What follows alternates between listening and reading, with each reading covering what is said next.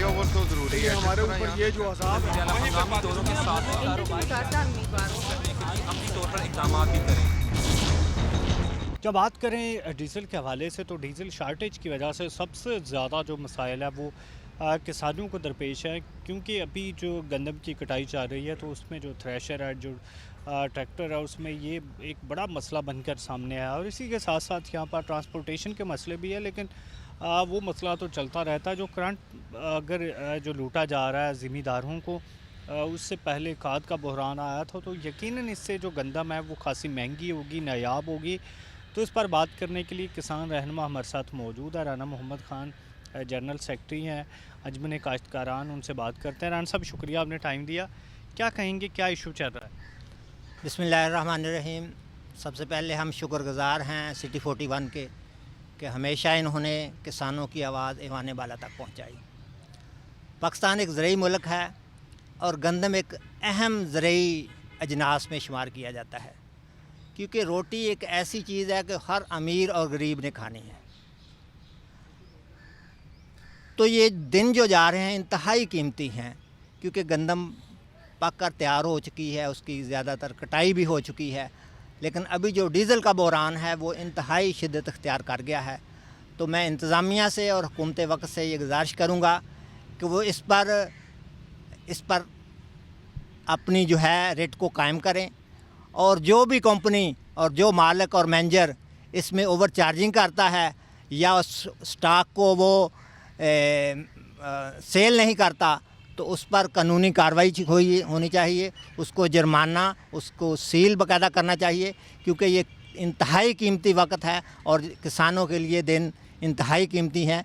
क्योंकि अगर इस मुल्क में ज़रई खुद कफ़ालत हासिल करनी है तो इसके लिए इंतहाई ज़रूरी है कि डीज़ल की दस्तयाबी को यकीनी बनाया जाए।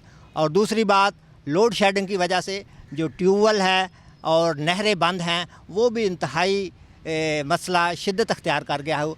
तो मैं ये चाहता हूँ कि इस पानी के बहरान को और ये जो बिजली का बहरान और डीज़ल का बहरान है, इस पर हुकूमत को काबू पाना चाहिए। पहले ही खादों की वजह से इंतहाई किसान परेशान है, तो मैं चाहता हूँ कि हुकूमत वक्त अपनी रेट को कायम करे और डीज़ल की दस्तयाबी को यकीनी बनाए। अच्छा, इसमें इसकी वजह से किन मसाइल का सामना है किसानों को? इसकी वजह यह है कि डीज़ल हर ट्रैक्टर में डाला जाता है, तो ट्रैक्टर में डीज़ल डालेंगे तो वो थ्रेशर चलाएगा तो वो गंदम जो है भूसा अलहदा करेगी और गंदम के दाने अलहदा करेगी। तो ये डीज़ल जो है ना इस वक्त इंतहाई अहमियत इख्तियार कर गया है। कितनी डिमांड है, कितना मिल रहा है और वजह क्या है? यहाँ तक कंपनीज़ की बात है, पहले तो ये बहुत बहरान ज़्यादा था, अभी कुछ उसमें बेहतरी आई है, अभी कुछ मिल रहा है, लेकिन जो पहले ब्लैक में शुरू हुआ था काम उस पर कुछ बेहतरी आई है। लेकिन गवर्नमेंट को चाहिए, जो एसी और डीसी साहबान हैं, कि वो अपनी रेट को कायम करें और उन कंपनीज़ का फॉलो अप लें जो ब्लैक में सेल कर रही हैं या ओवर चार्जिंग कर रही हैं, उनके ख़िलाफ़ कानूनी कार्रवाई करें, उनका पंप सील करें और उन पर बाकायदा जुर्माना किया जाए। जी, क्या कहेंगे आप इन मसाइल का? ये मिसाइल सबसे बड़ी बात ये है, एक तो लाइट की लोड शेडिंग है, उसकी वजह से डीजल ट्यूबवेल जो है वो भी डीजल पे चल रहे हैं, थ्रेशर वगैरह भी डीजल पे चल रहे हैं। अब डीजल के बिना तो मतलब गुजारा ही नहीं ना है। तो ब्लैक में मिल रहा है, हमें डीजल पहुंच नहीं रहा है, अगर मिलता है तो बहुत महंगा मिलता है। हमारी यही इल्तिजा है कि खुदारा इसको ज़रा कम किया जाए, रेट कम करें, और ताकि आम आवाम तक आराम से पहुँचे। जब डीजल का रेट कम होगा तो जो कनक है वो भी आपको अच्छे रेट पे मिलेगी। जब उसको रेट ज़्यादा होगा तो फिर ज़ाहिर बात है खर्चा ज़्यादा पड़ जाएगा किसान को। तो लिहाजा यही है कि डीजल को जो ब्लैक में बेच रहे हैं उसे कवर किया जाए और कम से कम रेट मुनासिब इसको मतलब जो इनका माफिया बैठा है उसे बंद किया जाए। क्या समझते हैं इसका नुकसान क्या होगा? इसका नुकसान यही है कि हर चीज़ की मतलब वो खर्चा ज़्यादा किसान को पड़ जाता है। वो डीज़ल पे ही सारे ट्यूबवेल हैं, डीज़ल पर ही थ्रेशर वगैरह है, ट्रैक्टर भी डीज़ल पर है। जब वहाँ पे ब्लैक में डालेंगे तो वो फिर रेट भी ज़्यादा बात है ज़्यादा लगाएंगे, या कल को वो गंदम मतलब ज़्यादा ब्लैक करके बेचेंगे कि रेट ज़्यादा मिले। हमें उन्होंने रेट ज़्यादा भरा हुआ है, अगर किसान को साल बाद कुछ बचेगा नहीं तो वो क्या करेगा। और तो यही है। ये बड़ा मसला है कि यहाँ पर लोड शेडिंग के हवाले से भी जो एक बड़ा मसला बना हुआ है। जी बिल्कुल, लोड शेडिंग का वज़ीर-ए-आज़म मोहतरम ने ये हुक्म तो दिया है कि 1 मई से इसको कंट्रोल करेंगे, लेकिन फ़िलहाल सूरत हाल इंतहाई ख़तरनाक है कि 1 घंटा बिजली आती है और 1 घंटा जाती है। तो ट्यूबवेल में जिस आदमी ने किसान ने पानी लगाना है वो खेत में पहुंचता है तो पीछे से बिजली बंद हो जाती है। क्या गंदम की सूरत हाल मौजूदा, क्या सरकारी रेट है और मार्केट का क्या रेट है? गवर्नमेंट ने 2200 रेट मुकर्रर किया है और जो ओपन मार्केट में है वो 2300 में भी सेल हो रही है, यानी कि गवर्नमेंट का रेट जो है ना वो 2200 रुपये है और वो भी अपना टारगेट अचीव करने की पूरी कोशिश कर रहे हैं। तो बहरहाल ये जो मसाइल हैं, खाद के मसाइल, बिजली के मसाइल, डीज़ल के मसाइल, ये ऐसे मसाइल हैं कि ये गंदम की मज़ीद जो है ना कीमत बढ़ाएंगे, किसान का ख़र्चा बढ़ेगा तो ज़ाहिर है उसको भी अपनी नफ़े के लिए ये काम करना है, उसकी मेहनत का मुआवजा उसको मिलना चाहिए ताकि हम गंदम इम्पोर्ट करने की बजाय एक्सपोर्ट करें। इस हवाले से बताया जा रहा है किसान रहनुमाओं की जानिब से कि किस तरह से फार्मर्स को मुश्किलात का सामना है और अगर ये मुश्किलात का सामना करेंगे, ज़्यादा पैसे अदा करेंगे तो अल्टीमेटली जो गंदम का रेट है वो भी बढ़ेगा। नाज़रीन अभी हमारे साथ रहिएगा।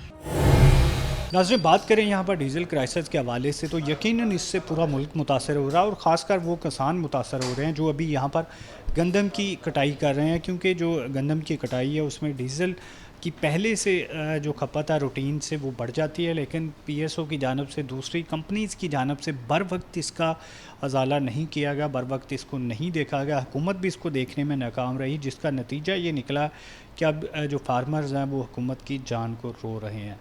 तो इस पर बात करने के लिए हमारे साथ मुस्लिम लीग नून के रहनुमा सूबाई जनरल सेक्रेटरी उलमा मशाइख विंग हाफिज़ मोहम्मद अमजद मौजूद है। वह सब क्या कहेंगे यहाँ पर मौजूदा जो किसान है वो पहले पीटीआई की हुकूमत ने खाद के मामले पर उन्हें खार किया और अब आप डीज़ल के मामले पर कर रहे हैं। बिस्मिल्लाहिर्रहमानिर्रहीम। मैं ये समझता हूँ कि ये आपकी जो बात है ये इंसाफ पर मबनी। हमें तो जुमा भी 8 दिन हुए हैं, हमने हमारी कबीना का हलफ तक लेट कर दिया गया है। तो ये तो हमारी गवर्नमेंट जो है ये, अब जब हम अपोजिशन में थे तो हम बार बार ये कह रहे थे कि इस पीटीआई की जो अहल हुकूमत है इनकी पॉलिसियों की वजह से मुल्क बहरानों का शिकार है। और आपने देखा कि हमारी जो इक़्तिसादी माहिरीन की कमेटी थी वो बार बार ये कह रही थी कि पेट्रोल और डीज़ल की जो खपत है उसके ज़खायर और उनके जो मुआहदात हैं वो सही नहीं किए जा रहे और उसको डिले किया जा रहा है। और उनको पता था कि ये अदम एतमाद की तहरीक आ रही है, तो उन्होंने हर शोबे को नाकाम करने की पूरी कोशिश की, लेकिन उसके बावजूद हमारी हुकूमत ने इसको ऑन किया है। उनकी नाअहली और नेग्लिजेंस को हमारी गवर्नमेंट पूरी तरह कोशिश कर रही है। और वज़ीर दाखिला राना सनाउल्लाह खान साहब ने वज़ीर आज़म के नोटिस में ये बात लाए हैं और वज़ीर आज़म ने इसका नोटिस लिया है और बाकायदा इंस्ट्रक्शन दी गई हैं कि वो पंजाब में और दीगर सूबों में जो ऐसे पेट्रोल पंप्स हैं जो शॉर्टेज कर रहे हैं और लोगों को डीज़ल नहीं दे रहे, उन पंप्स को सील कर दिया जाए। लेकिन आप देखिए ना कि दूसरी तरफ साजिश क्या है, पंजाब के अंदर एक डिमी वज़ीर आला को बिठाया गया है और गैर कानूनी वज़ीर आला को बिठा दिया गया है। अब पंजाब की एडमिनिस्ट्रेशन जो वो कन्फ्यूज़ है। वज़ीर आला पंजाब मियाँ हमज़ा मुंतखब हो चुके हैं, लेकिन उनको ओथ नहीं लेने दिया जा रहा। ऐसे टेक्स्ट इस्तेमाल किए जा रहे हैं कि अवाम की तजलील की जाए और अवाम में ये बात बावर करवाई जाए कि मुस्लिम लीग नून की हुकूमत की नेग्लिजेंस है। और इस वजह से, हालांकि ये तहरीक इंसाफ की एक नेग्लिजेंसी और नाअहली थी कि उन्होंने पेट्रोल और डीज़ल की कीमतों को कम कर दिया और कम करने के साथ उन्होंने पेट्रोल और डीज़ल को उस तरीके से उसके सौदे नहीं किए जिस तरह एडवांस में कर लेने चाहिए थे। साहब, माजी में नून लीग की हुकूमत कोई भी अगर काम नहीं होता था तो वो ज़बरदस्ती कर लेती थी, चाहे वो अदालतों पर हमला हो, चाहे कोई भी तरीक़ाकार हो। लेकिन अभी जो मुस्लिम लीग नून लग रहा है कि वो खासी बैक फुट पे डिफेंसिव हो चुकी है। इमरान खान के हमलों ने उसको मुसलसल डिफेंसिव किया हुआ है।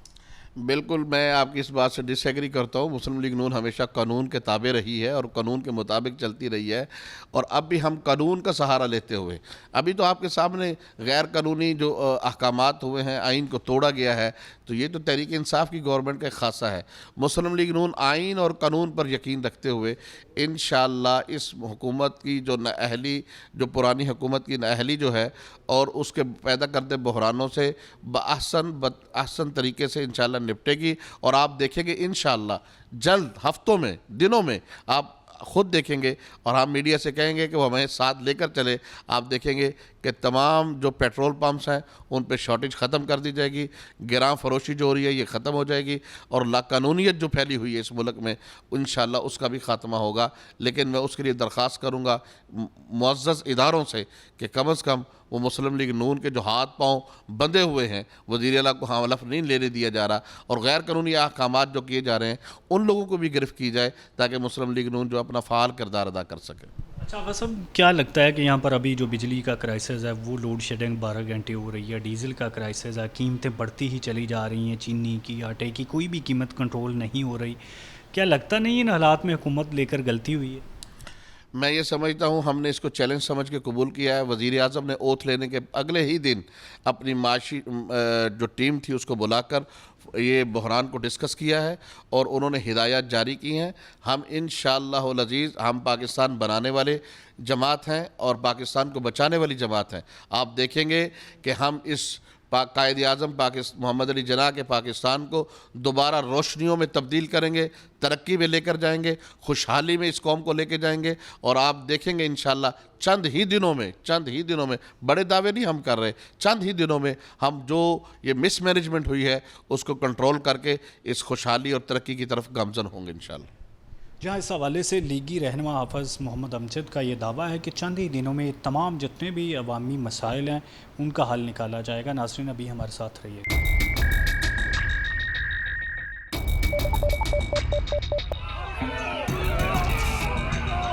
फ्लाईओवर तो ज़रूरी है हमारे ऊपर, ये जो अज़ाब है हंगामी दौरों के साथ में कारोबार करने के लिए अपनी तौर पर इक़दाम भी करें।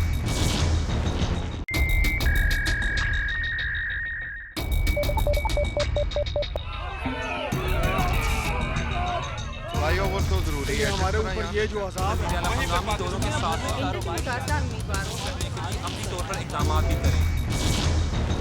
नाज़रीन बात करें यहाँ पर डीज़ल शार्टेज के हवाले से तो यकीनन ये एक बड़ा मसला बन चुका है, क्योंकि कहा जाता है कि किसी भी मुल्क की मईशत का दारोमदार पेट्रोलियम मसनूआत पर होता है। तो हमारे यहाँ पर पहली बात तो ये है कि कई अरब डॉलर की बाहर से दरामद की जाती हैं और अब जो मुल्क में डीज़ल नायाब हुआ है तो उसकी वजह से जो यहाँ पर ज़राअत है उसको इश्यूज़ है, क्योंकि कटाई चल रही है गंदम की, वहाँ पर मसाइल दरपेश हैं, तमाम ट्रांसपोर्टेशन पर मसाइल दरपेश है और इसके अलावा जो मसाइल दरपेश हैं उन पर बात करेंगे। हमारे साथ यहाँ पर फैसलाबाद ऑयल डीलर्स एसोसिएशन के अहदेदारान मौजूद हैं। थैंक यू, आपने टाइम दिया। मुझे बताइएगा ये इशू असल में है क्या?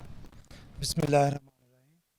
असल में इशू जो है ये हर साल गंदम की कटाई में शुरू हो जाता है। गवर्नमेंट से मैनेजमेंट होती नहीं है। पहले डीज़ल सबको पता है कि हर साल हार्वेस्टिंग हो रही है। गवर्नमेंट को अरेंजमेंट करना चाहिए, पहले से ही एलसीज ओपन करवा के डीज़ल की जो है पाइपलाइन में रखना चाहिए। चलें वो नहीं हो सका। अब इस साल असल मसला ये है कि इंटरनेशनल मार्केट ऊपर जा रही है और यहाँ पे पाकिस्तान में उसका रेट कम है, जिसकी वजह से कंपनियों को सब्सिडी देनी पड़ रही है। जो छोटी कंपनी हैं उनके पास इतना सरमाया नहीं है कि वो सब्सिडी 40-50 रुपये लीटर अपने पास से डाल के आवाम को प्रोडक्ट मुहैया कर सके। तो इस सिलसिले में अभी पीएसओ जो मार्केट में सप्लाई दे रही है, लेकिन पहले पीएसओ ओपन सप्लाई देती थी। अब जो मसला हुआ है कि उन्होंने एलोकेशन लगा दी है, उसकी वजह से जो छोटी कंपनियों के कस्टमर्स हैं, जो डीलर्स हैं, जो एजेंसियों वाले हैं, जो छोटे पेट्रोल पंप हैं, जिनकी कंपनियों के पास इतना सरमाया नहीं है, वो कंपनियां बंद हुई पड़ी हैं। वो पहले पीएसओ से अकोमोडेट हो रहे थे, उनको अब नहीं मिल रहा, जिसकी वजह से मार्केट में डीज़ल ब्लैक बिक रहा है या शॉर्ट है, या लोग मीलों दूर अपने ड्रम और गाड़ियों में लेने के लिए जा रहे हैं। सब्सिडी का असल मसला है कि सब्सिडी अब स्टेट की जो कंपनी है वो पीएसओ है। पीएसओ एक अम्ब्रेला है जिसके नीचे सारी अवाम ने रहना है, और मैं ये समझता हूँ कि पीएसओ को चाहिए कि बाकी अवाम, बाकी छोटी कंपनियाँ जो हैं वो भी उनकी एक अवाम है, उनकी शाखें हैं, इस मुल्क की हैं। तो सबसे बड़ी कंपनी के होते हुए उनको चाहिए कि बाकी लोगों को भी सप्लाई बहाल करें, थोड़ा सा अपनी शॉर्टेज को ओपन करें, एलोकेशन ख़त्म करें, ताकि सब लोगों को थोड़ा थोड़ा तेल मुहैया हो सके और वो अपने पंप चलाएं, हार्वेस्टिंग हो सके। ज़िम्मेदार इस वक्त फंसा हुआ है, कैनों में फिर रहे हैं, डीज़ल जो फैक्ट्रियों में जो जनरेटरों में डीज़ल डलवाने के लिए हमें फ़ोन आ रहे हैं। अच्छा, अब जो एज ए ऑयल डीलर हमारे पास पीछे प्रोडक्ट नहीं है, गोदाम खाली पड़े हुए हैं, किसी के पास प्रोडक्ट नहीं है डीज़ल देने के लिए आवाम को। लोग समझते हैं कि पता नहीं ऑयल डीलर्स ने कोई शॉर्ट कर लिया है, स्टॉक कर लिया है।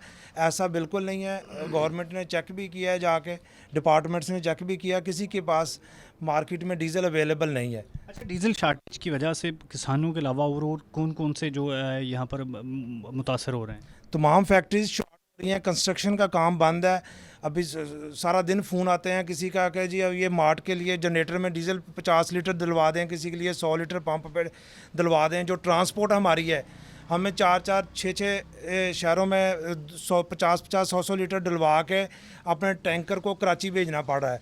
अच्छा, अगर यही सूरत हाल रही तो ये टैंकर्स तो हम सब चला नहीं सकेंगे डीजल की शॉर्टेज की वजह से। इसकी वजह से पेट्रोल भी शार्ट हो जाएगा मुल्क में, क्योंकि टैंकर्स अभी बहुत मुश्किल पेश आ रही है कि यहाँ से कराची तक का प्रोडक्ट मुहैया करना और वहाँ से वापसी तक का, ये आम आदमी के लिए और डीलर के लिए भी मुश्किल हो चुका है। जब रास्ते में सारे पंप 100 पंप एक लाइन में बंद पड़ा हुआ है, तो ट्राले को रास्ते में ज़रूरत पड़ी है डीज़ल की, वो कहाँ से डीज़ल लेगा? जब वो डीज़ल लेके डाल के कराची जाएगा तो तभी पेट्रोल वापस आएगा। डीज़ल की वजह से पेट्रोल की शार्ट शुरू होने वाली है, जो कि नज़र आ रही है, एक्सपेक्टेड है कि शार्ट होगी। फैक्ट्रीज़ में डीज़ल नहीं जा रहा, उनकी प्रोडक्शन डिस्टर्ब हो रही है, उनके जनरेटर बंद हो रहे हैं, इंडस्ट्री डिस्टर्ब हो रही है, कंस्ट्रक्शन का जो सेगमेंट है वो डिस्टर्ब हो रहा है इस वक्त। बट साहब मुझे ये बताइएगा कि यहाँ पर इस इशू के ज़िम्मेदार कौन है? हुकूमत ज़िम्मेदार है, पब्लिक है, या ऑयल डीलर्स हैं?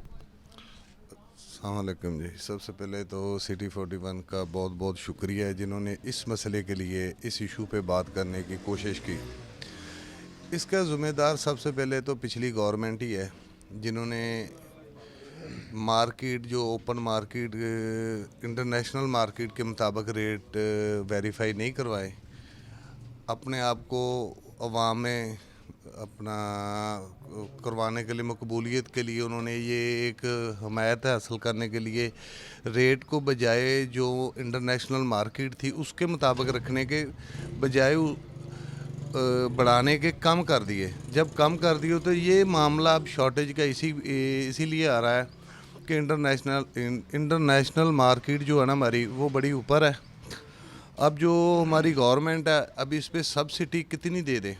अगर इस पे सब्सिडी दे तो 1 माह दे दे, 2 माह दे दे, लेकिन अभी जो पिछली गवर्नमेंट ये जो इशू छोड़ के अगली गवर्नमेंट के लिए चलेगी है, मेरा तो ख्याल यही है कि पिछली गवर्नमेंट इस अपना डीजल शॉर्टेज का ना सारा ज़िम्मेदार है। अच्छा, ये एक बड़ा तरीका है कि यहाँ पर कोई भी जो हुकूमत जाती है तो अगली हुकूमत सारी उस पर ज़िम्मेदारियाँ डाल देती है। जब इमरान खान आया था, सेम यही इल्ज़ामात नून लीग पर उन्होंने लगाए थे, तो यही अब वतीरा चलता रहेगा? नहीं, ये अभी देखे सबको पता है पिछले 2 माह में जो इंटरनेशनल मार्केट कहाँ पे गई है। हम ये नहीं इल्ज़ाम लगा रहे हैं कि नून लीग ने किया है या पीटीआई ने किया है, लेकिन गवर्नमेंट की कोई मिस मैनेजमेंट ऐसी होती है, पिछली गवर्नमेंट की मिस मैनेजमेंट ही है ना, जो उन्होंने उसके मुताबिक इसके रेट को वेरीफाई नहीं किया। इसीलिए ये नून लीग या पीटीआई का प्रॉब्लम नहीं है, लेकिन वो ये इशू छोड़ के गई है।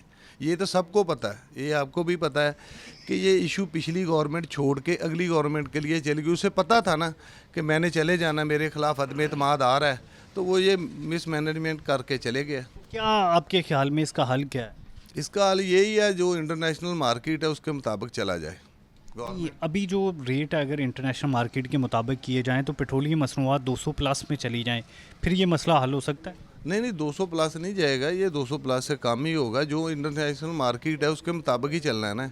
200 प्लस तो ये हमारे आम लोगों की एक जहनीत बन चुकी है, ये 200 रुपये लीटर हो जाए, ये मिल जाएगा। नहीं, जितना इंटरनेशनल मार्केट के मुताबिक है उसके मुताबिक होना चाहिए। उसी के मुताबिक बताया जा रहा है कि ये तकरीबन 190 प्लस में पेट्रोल चला जाएगा और जो डीज़ल है वो 200 प्लस में चला जाएगा, क्योंकि जो रशिया से बिल्कुल भी इसकी जो दरामद है वो नहीं हो रही और ओपन मार्केट में खासा महंगा है जंग की वजह से। हाँ जी, ये देखें ना, पीछे आपने बात बड़ी अच्छी की है कि ये जो रशिया ने यूक्रेन की जंग का मसला बनाया था, जो अभी वो इशू आ रहा है, अभी उस दौरान अगर हमारे पास पेट्रोलियम या क्रूड ऑयल इंपोर्ट किया जाता तो मेरा नहीं ख्याल है ये मसला खड़ा हो जाता। नाज़रीन, यहाँ पर हमारे साथ सदर all Faisalabad oil dealer association Chaudhry Abdurrazzaq Gujjar मौजूद है। चौधरी साहब, मुझे बताइएगा, इस तमाम इश्यूज़ की वजह से जो आपकी यहाँ पर ऑयल डीलर्स है वो एमसीज़ को मुश्किलात का सामना ज़िला इंतज़ामिया इन्हें टारगेट कर रही है, इस हवाले से बताइए। बिस्मिल्लाहिर्रहमानिर्रहीम, शुक्रिया। सबसे पहले तो मैं जो भट्ट साहब ने बात की है मैं उसको ही आगे बढ़ाता हूँ। ये बात ठीक है, क्योंकि जो ही हुकूमत इमरान साहब की गई पीटीआई की, उन्होंने उस वक्त क्रूड ऑयल की कीमत बहुत ज़्यादा थी, लेकिन उन्होंने जब रेट कम किया उस वक्त कम से कम 10 तो 15 रुपये रेट बढ़ाना चाहिए था। जी हुकूमतें आती हैं जाती हैं, लेकिन इसमें नुकसान आवाम का होता है।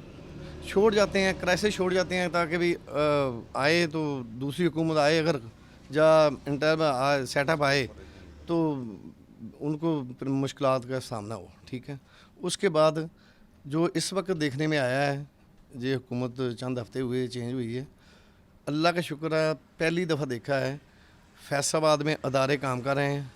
डीसीओ साहब फैसलाबाद और एडीसी साहब कैसर अब्बास रिंद साहब, सिविल डिफेंस वाले महमूद गिल साहब इंचार्ज, उन्होंने बहुत मेहनत की है और एक एक गोदाम पे छापे मारे हैं ताकि जो ओगरा को कंपनी ने कहा था कि डीलर के पास प्रोडक्ट पड़ी है, लेकिन कहीं डीलर के पास प्रोडक्ट नहीं है। लिहाजा कल मुझे इल्म में आया है, कल डीसी साहब ने मीटिंग भी बुलाई है कंपनीज की, कंपनी के पास स्टॉक पड़ा है लेकिन दे नहीं रहे। क्यों नहीं दे रहे? क्योंकि कंपनी को पर लीटर नुकसान हो रहा है, क्योंकि इंपोर्ट में ज़्यादा इनको इस पर हुकूमत सब्सिडी नहीं दे रही। हुकूमत सब्सिडी दे रही है, लेकिन शायद 2-3-4 कंपनियों को दे रही होगी, बाकी ना दे रही होगी। क्योंकि पाकिस्तान स्टेट ऑयल है ना, वो भी नवीद साहब ने बात की है, पाकिस्तान स्टेट ऑयल का जो दे रहे हैं ना, जो एलोकेशन कर रहे हैं, ये सबसे बड़ा अजाब है। एलोकेशन का मतलब है जो आदमी ने 1 तारीख से 10 तारीख तक प्रोडक्ट ली है ना कंपनी से, कंपनी कहती है नेक्स्ट 10 दिन भी वही प्रोडक्ट उस हिसाब से मिलेगी, लेकिन उस वक्त सेल नहीं थी, उस वक्त सीज़न नहीं था गंदम का। 10 दिन बाद सीज़न शुरू हो गया, वो वही 5000 लीटर एक पंप को देंगे तो पंप तो नहीं चल सकेगा। सब सिर्फ गंदम के सीज़न की वजह से ये मामला पैदा हुआ। ये सबसे ज़्यादा तो गंदम की वजह से, क्योंकि डबल ट्रिपल हो जाती है सेल, लेकिन जो 5000 लीटर मिलेगा 10 दिन में वो पंप नहीं चलेंगे। जब पंप नहीं चलेंगे, वो जो पीएसओ के पंप है ना, वो अदर ओएमसी पे लोड आ जाता है और वो इसमें कोई नहीं। और दूसरा, 1 साल का टारगेट कम से कम लुब्रिकेंट का, जी कंपनियां 1 माह में इसकी आड़ में डीलर पंप वाले से 4-4 ड्रम ले रहे हैं लुब्रिकेंट के 10,000 लीटर। मगर अगर 10,000 लीटर पे 4,000 ड्रम उसकी डिस्काउंट बनता है, लेस जो मार्केट में चलती है वो 40-45 हज़ार रुपया चलती है, वो कहाँ से ब्लैक ही होगा ना।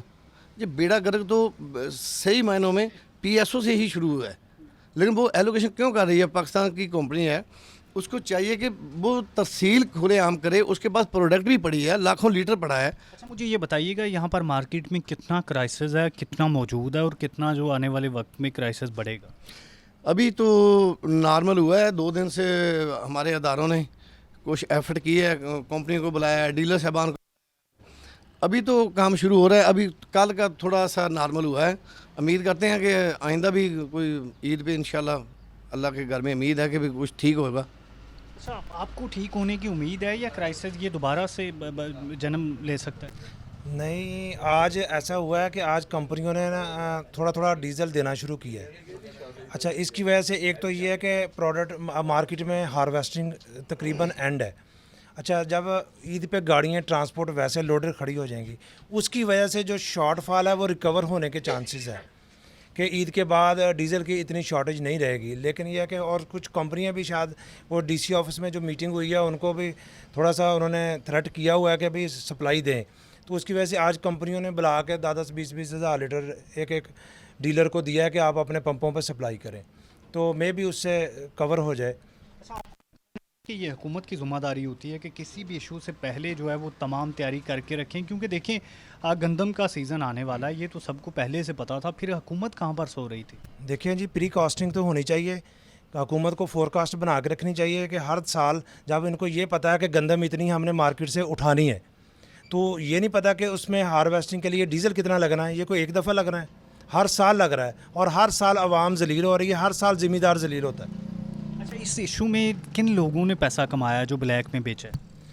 देखिए जी, ब्लैक में तो अभी तो जो नज़र आ रहा है वो ओएमसीज़ के पास ही ज़्यादा पैसा गया है। जो उन्होंने लुब्रिकेंट बेचा है, लुब्रिकेंट लोगों ने तो जलील होकर मार्केट में बेचा है, उस पर 15 रुपये, 10 रुपये, 12 रुपये तो पहले ही उनको ओवर मिल रहा है डीज़ल।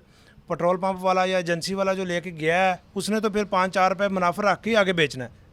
तो ओएमसीज़ को जो उन्होंने लुब्रिकेंट अपना बेचा है, उनको भी तो नज़र आ रहा है कि 10,000 डीजल के साथ 4 ड्राम अगर वो लगाएंगे तो उससे 12 रुपये रेट ओवर हो जाएगा। तो ये किस रेट में जाके आगे सेल करेगा? क्या कंट्रोल प्राइस में? पंप वाले का मार्जिन है 3.5 रुपये और 141 रुपये तक ऑलमोस्ट रेट है। अच्छा 10 रुपये उसने मोबाइल पे उठवा लिए एक्स्ट्रा पैसे, तो वो तो जाके 152 रुपये में पड़ गया। तो पंप वाला 145 रुपये में कैसे सेल कर सकता है? सब इसमें जो आपके ऑयल डीलर्स हैं वो हुकूमत के साथ ताउन कर रहे हैं या अपना मुनाफा देख रहे हैं? नहीं, बिल्कुल जो डीलर्स रात हैं, मैं खुद भी ADC के साहब के साथ गया हूँ, गोदामों में चेक करवाया है। हमारे किसी डीलर के पास स्टॉक नहीं है, कोई ब्लैक नहीं कर रहा है, ना डीजल है ना पेट्रोल है। जो आ रहा है ना वो डिस्ट्रीब्यूट कर रहे हैं पंपों पे। सबसे ज़्यादा प्रॉब्लम आवाम की तरफ से भी आती है, क्योंकि अगर किसी को 20 या 30 लीटर की ज़रूरत है ना, वो भी 100 लीटर की डिमांड कर रहा है।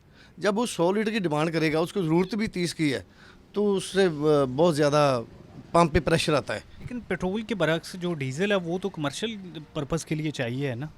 हाँ, डीजल तो बिल्कुल ऐसे, क्योंकि सीज़न है ना, अब ट्रांसपोर्ट को भी चाहिए, ट्रांसपोर्ट वाला भी परेशान है, हर आदमी परेशान हुआ है जब से जो ना डीजल की प्रोडक्ट शार्ट हुई है। हाँ जी देखें जी, पेट्रोल तो कहीं भी शॉर्ट नहीं है, पूरे पाकिस्तान में पेट्रोल अवेलेबल है। डीजल का ही प्रॉब्लम आया है। पेट्रोल किसी भी पंप पे आप जहाँ से भी लेंगे मिल रहा है आपको। आपने बताया ना कि आने वाले दिनों में पेट्रोल पे भी दबाव आएगा। नहीं, अगर डीजल ना मिला तो ट्रांसपोर्ट की वजह से दबाव आएगा, वैसे नहीं आएगा। कराची से मिल रहा है पेट्रोल, लेकिन ट्रांसपोर्ट ही नहीं जाएगी कराची, तो वहाँ से किस सूरत में हम लेके आएंगे उसको? नाज़रीन, इस वक्त हमारे साथ यहाँ पर ऑयल डीलर्स मौजूद है। फैसलाबाद ऑयल डीलर एसोसिएशन वाले अपना इज़हार ख्याल कर रहे थे कि इस इशू का ज़िम्मेदार कौन है और किस वजह से ये इशू पैदा हुआ और कैसे हल हो सकता है। नाज़रीन, अभी हमारे साथ रहिए।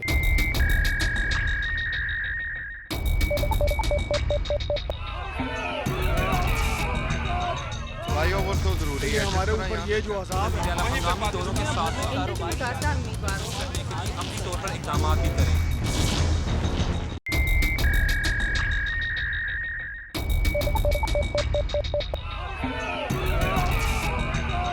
फ्लाईओवर तो ज़रूरी है, हमारे ऊपर ये जो अज़ाब है, हंगामी दौरों के साथ उम्मीदवारों करने के लिए अमली तौर पर इक़दाम भी करें।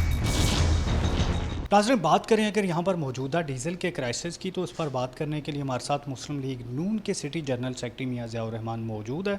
वाज़ेह है कि यहाँ पर जो डीज़ल क्राइसिस है उसकी वजह से गंदम की जो हार्वेस्टिंग है वो बुरी तरह से मुतासर हो रही है, ट्रांसपोर्टेशन का मसला पैदा हो रहा है और ये भी कहा जा रहा है कि अगर ये 1 हफ़्ता तक और चलती है तो जो पेट्रोल का क्राइसिस है वो भी शुरू हो जाएगा। तो इसी हवाले से बात करते हैं। ये सब शुक्रिया, आपने टाइम दिया।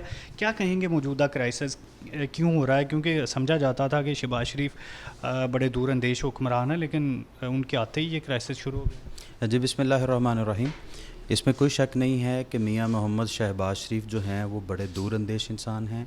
पाकिस्तान में उन जैसा कोई एडमिनिस्ट्रेटर नहीं है और ये उन्होंने पंजाब के अंदर 10 साल बाकायदा तौर पर इस चीज़ को न सिर्फ बातों और सियासी हद तक बल्कि इन्होंने अपने कामों से इसको साबित किया है।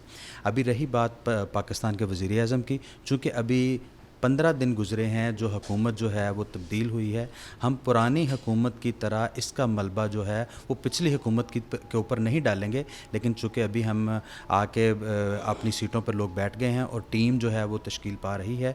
आप चंद दिनों में देखेंगे तमाम बहरान जो हैं इंक्लूडिंग लोड शेडिंग जो है वो इंशाल्लाह उसका जिस तरह माजी के अंदर भी उसका ख़ात्मा जो है वो पाकिस्तान मुस्लिम लीग नून के दौरे हुकूमत में हुआ।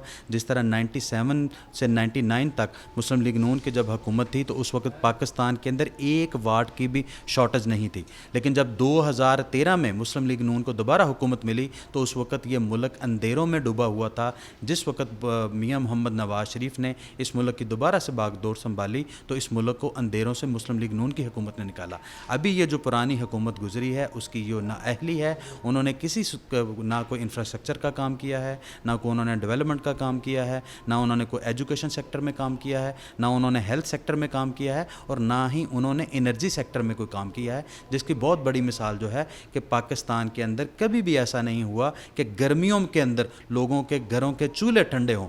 इन्होंने गैस का जो बहरान पैदा किया, इन्होंने हर वो काम किया जिससे अपनी ATMs को भर सकें। अभी हुकूमत जो है वो अल्हम्दुलिल्लाह चेंज हो गई है, हम इसकी ज़िम्मेदारी उसके ऊपर नहीं डालेंगे। चंद दिनों में आप देखेंगे प्राइम मिनिस्टर साहब ने अनाउंस किया है कि 1 मई 2022 से पाकिस्तान से मुकम्मल तौर पर जो लोड शेडिंग है इसका ख़ात्मा हो जाएगा। इसी तरह जो गैस का और डीज़ल के आप बहरान की बात कर रहे हैं, ये उनकी पुरानी मिसमैनेजमेंट है। तो चंद दिनों की बात है, ये बहरान इंशाल्लाह आपको नज़र नहीं आएगा। अच्छा, मियां साहब, समझा जा रहा है कि यहाँ पर जो पेट्रोलियम प्राइसेस की कीमतें हैं जो बार बार उगरा बेच रहा है, ये पुरानी हुकूमत की जानिब से जानबूझकर नहीं बढ़ाई गई और अब आप अगर बढ़ाते हैं तो अवाम में गैर मकबूल होते हैं, नहीं बढ़ाते कौमी ख़जाने पर बोझ बनता है। क्या इसकी पॉलिसी होगी?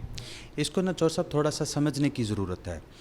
जो पुराना नाअहल गसब शुदा टोला था, जो इस मुल्क के ऊपर मुसल्लत किया गया था, जो एक रिग्ड इलेक्शन की पैदावार था, अवाम ने जिसको वोट दे के हुकूमत में लाना चाहा, ये वो शख्स नहीं था। ये इसको धांधली की सूरत में इसको इस मुल्क के ऊपर मुसल्लत किया गया। उस मुल्क ने, उस हुक्मरान ने जहाँ पर माशरती कदरों का बेड़ा गर्क किया, जहाँ पर अखलाकियात का बेड़ा गर्क किया, जहाँ पर तहज़ीब का बेड़ा गर्क किया, वहीं पर उसने मईशत का भी बेड़ा गर्क किया। उसने हर वो काम किया, जितनी देर वो हुकूमत में रहा उसने हर वो इकदाम उठाया। उसने गरीब का जीना जो है उसको दिन ब दिन अजीरन किया। जो गरीब के लिए अशिया ज़रूरिया ज़िंदगी हैं वो उसकी क़ुव्वत ख़रीद से बाहर कर दी। लेकिन जिस दिन अपोजिशन ने अपना आइनी जो इख्तियार है उसको इस्तेमाल करते हुए जब ये देखा कि वज़ीर आज़म जो हैं वो अवाम में नापसंदीदा तरीन हो चुके हैं और वो इस मुल्क के ऊपर बोझ हैं, उन्होंने अपना आइनी और कानूनी रास्ता इख्तियार करते हुए उन्होंने नो कॉन्फिडेंस मोशन जो है वो मूव की। तो तब इसने एक पॉलिटिकल स्टंट के तौर पर ये पेट्रोल की कीमतों को सब्सिडाइज़ किया। लेकिन मैं उम्मीद करता हूँ, मुझे उम्मीद वासिक है कि जो हमारी मौजूदा क़यादत है, जो हमारी वज़ीर आज़म पाकिस्तान है, वो इस चीज़ का भरपूर ख्याल रखते हुए पेट्रोल की कीमतों को इंशाअल्लाह अगर वो कम नहीं करेंगे तो वो इंशाअल्लाह इससे बढ़ाएंगे भी नहीं। पुरानी हुकूमत ने तो बाकायदा तौर पर IMF से मुआहदा किया हुआ है कि हम 680 अरब रुपए जो हम पेट्रोलियम मसनूआत से प्रॉफिट की मद में लेके आएंगे। तो इसके ऊपर IMF का भी बहुत बड़ा चेक है। लेकिन हम कोशिश करेंगे कि उस पैकेज को भी, और मैं दरख्वास्त करूँगा वज़ीर ख़जाना मिफ्ताह इस्माइल साहब से कि उस पैकेज को भी रिवाइज़ करवाया जाए और उनसे बात की जाए, अवाम के ऊपर मज़ीद बोझ ना डाला जाए और कोशिश की जाए कि जब पेट्रोल की कीमत बढ़ती है तो उसके असरात तमाम चीज़ों के ऊपर आते हैं। तो इंशाअल्लाह पेट्रोल की कीमतें जो है मैं उम्मीद करता हूँ वो नहीं बढ़ेंगी। अगर नहीं बढ़ेंगी तो फिर IMF की जो डील है वो कैसे मैच्योर होगी? जिस तरह इन्होंने पुराने बहुत सारे इस तरह के एग्रीमेंट्स किए हैं, इन्होंने इसी तरह एक ये भी, जिस तरह इन्होंने हमारा जो स्टेट बैंक है वो भी IMF को गिरवी रख दिया था, जहां वो वापस होने जा रहा है। तो इस तरह के जो इनके और भी काम है इंशाल्लाह वो ज़रूर जो रिवाइज़ होंगे उनके एग्रीमेंट। मिफ्ताह इस्माइल ने कहा है कि जो स्टेट बैंक की खुद मुख्तारी है वो वापस नहीं होगी। इंशाल्लाह आप थोड़ा वक्त गुजरने दें। इंशाल्लाह जो चीज़ें इन्होंने इस मुल्क के अगेंस्ट की हैं वो स्टेप बाय स्टेप सारी इंशाल्लाह अज़ीज़ वापस होंगी। ये तो शाहिद खान अब्बासी साबिक़ वज़ीर आज़म तो ये भी कहते हैं कि पेट्रोलियम मसनूआत की कीमतें ना बढ़ाना भी मुल्क दुश्मनी है।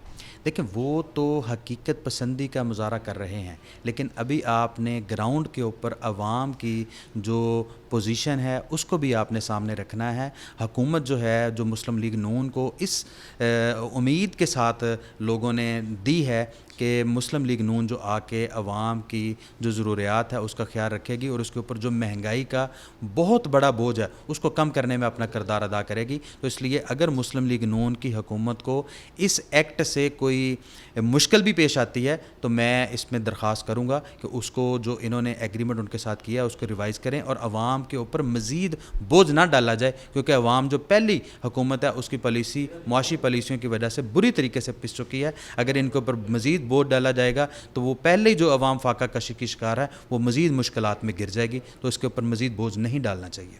अभी तक तो ये लग रहा है कि जैसे मियां शहबाज शरीफ मेयर लाहौर हैं, अभी तक वज़ीर आज़म बनकर कोई भी पॉलिसी अनाउंस नहीं की गई। नहीं, मैं आपकी इस बात से इख्तलाफ करता हूँ। वज़ीर आज़म शहबाज शरीफ साहब जो हैं वो जब पंजाब के अंदर थे तो बाकायदा तौर पर उनको सिर्फ पाकिस्तान में ही नहीं, बैरूनी दुनिया में भी उनको उनके एडमिनिस्ट्रेशन को, उनके काम को और उनके काम करने के अंदाज़ को और स्पेशली उनकी स्पीड को बाकायदा तौर पर तहसीन की निगाह से देखा जाता था। जिस तरह चाइना के अंदर मियाँ शहबाज शरीफ साहब जो हैं, उनके जितने प्रोजेक्ट थे उनको शहबाज शरीफ स्पीड के नाम से जाना जाता था। जिस दिन वो पाकिस्तान का उन्होंने वज़ीर आज़म का उन्होंने हलफ उठाया है, उस दिन से लेके वो सुबह 8 बजे से लेके रात गए तक इस कौम की खिदमत के लिए अपना दिन रात एक किए हुए हैं। आप देखें, कभी वो मेट्रो स्टेशंस का, बसेस का वो जो टर्मिनल पिछले 4-4 साल से रुके हुए थे, वो उनको मुकम्मल उनकी तकमील करवा रहे हैं। वो कभी वो डैम के ऊपर जा रहे हैं, कभी वो कराची पहुंच रहे हैं, कभी वो कोयटा जा रहे हैं। ये बिल्कुल, मैं इससे बिल्कुल इख्तलाफ करता हूं कि ऐसी कोई बात नहीं है कि वो लाहौर के मेयर हैं, वो पाकिस्तान के वज़ीर आज़म हैं। आप 2, 4, 6 माह गुजरने दें। हम पुरानी हुकूमत की तरह ये दावा नहीं करेंगे कि 90 दिन में मसाइल का ख़ात्मा हो जाएगा, लेकिन इंतहाई कलील वक़्त के अंदर मसाइल का इंशाअल्लाह ख़ात्मा भी होगा और नए मसाइल को पैदा भी नहीं होने दिया जाएगा। अच्छा मियाँ साहब, बज़ाहिर ये लग रहा है जब से हुकूमत बदली है कि जो इमरान खान का बयानिया है वो वाम में पॉपुलर हो रहा है, और जो मुस्लिम लीग नून है या PDM है वो उसको काउंटर करने के लिए अभी तक अपना बयानिया तश्कील नहीं दे सके। जो हुकूमत वक़्त हुआ करती है उसका काम है अवाम की फ़लाह के लिए और मुल्क की तमीर व तरक्की के लिए काम करना, ना कि जलसे जुलूस करना।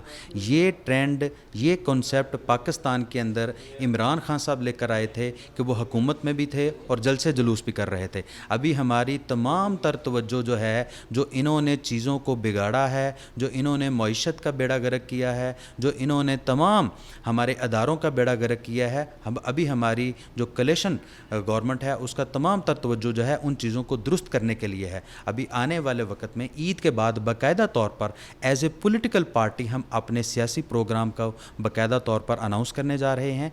जहाँ जहाँ इमरान खान का झूठा जो नैरेटिव होगा, हम इंशाअल्लाह उसको काउंटर भी करेंगे, उसका मुहासबा भी करेंगे। जिस शख्स ने 4 साल इस मुल्क के गरीब अवाम का जो खून निचोड़ा है, वो शख्स किस तरह अवाम का हकीकी नुमाइंदा हो सकता है।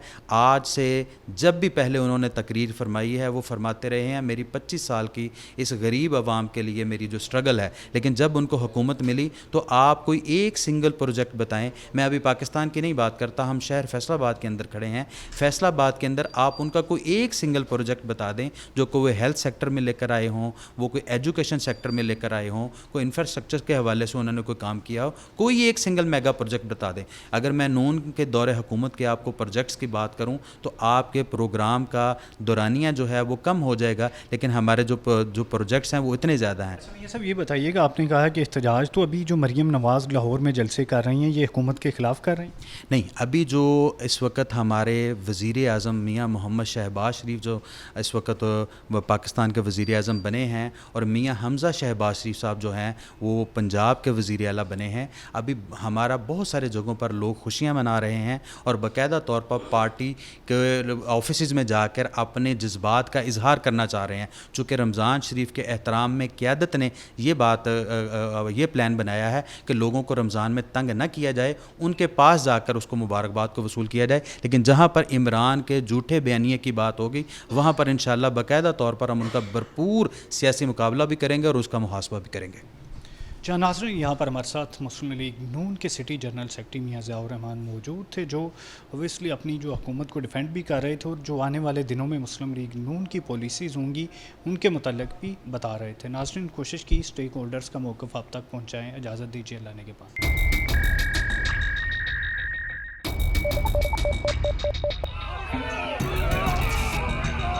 फ्लाईओवर तो ज़रूरी है, हमारे ऊपर ये जो अज़ाब है हंगामी दौरों के साथ कारोबार उम्मीदवारों करने के लिए अमली तौर पर इक़दाम भी करें।